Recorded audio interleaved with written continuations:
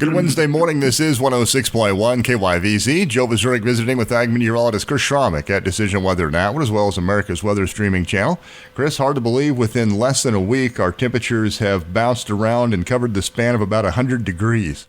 Yeah, Joe, we were talking as we were doing our forecast the last several days and leading up to this, we were talking about potentially a 90-degree temperature change in a short period of time from Wednesday, Thursday of last week until yesterday. And what we did, and that definitely panned out. Yesterday, we saw temperatures soar up there into the 70s. We broke records in several locations.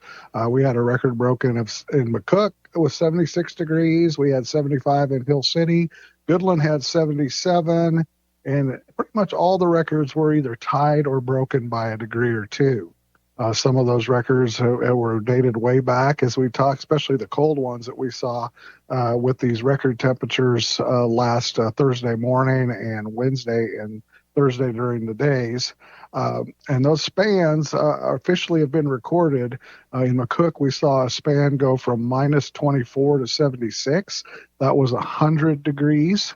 In Hill City, we saw it go from minus 19 to 75, which was 94 degrees. And then in Goodland, we went from minus 8 to 77, which is 85 degrees. So that is the actual temperature spans. The coolest was 85, and the biggest difference was 100 degrees there in McCook, Nebraska.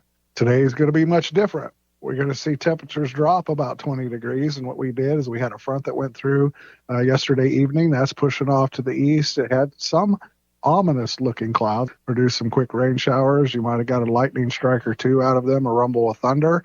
Those moved through with very little precipitation accumulation anywhere.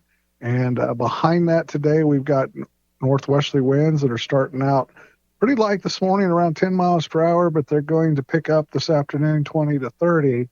And those winds, it'll be a windy afternoon. As far as temperatures go, we're starting out this morning in the upper 20s out there along the Kansas-Colorado border. We got lower 30s if you're to the east of Highway 83. The afternoon temperatures will be in the lower 50s out to the west and middle 50s to the east.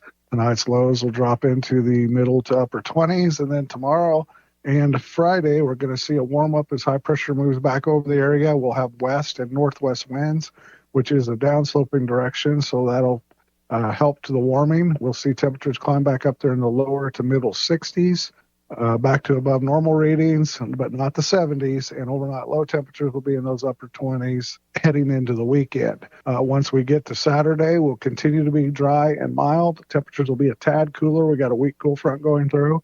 We'll be in the upper 50s. Overnight lows will be in those upper 20s. And then for Sunday, we'll see a low pressure kick out over the Rockies. Right now, it's taking a track further north through Kansas.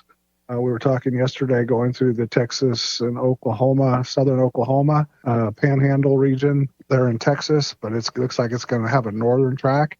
Right now, it doesn't really look like it gets rain or any moisture until it's to the east of Highway 25, and then work their way across the state there on Sunday.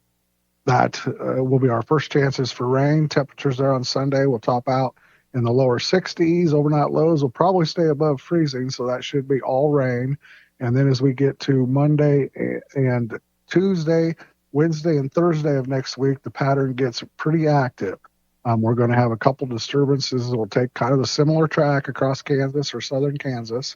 That'll put chances for precipitation into the local area, and they look like they'll move through Monday night, Tuesday morning, then Wednesday night, Thursday morning.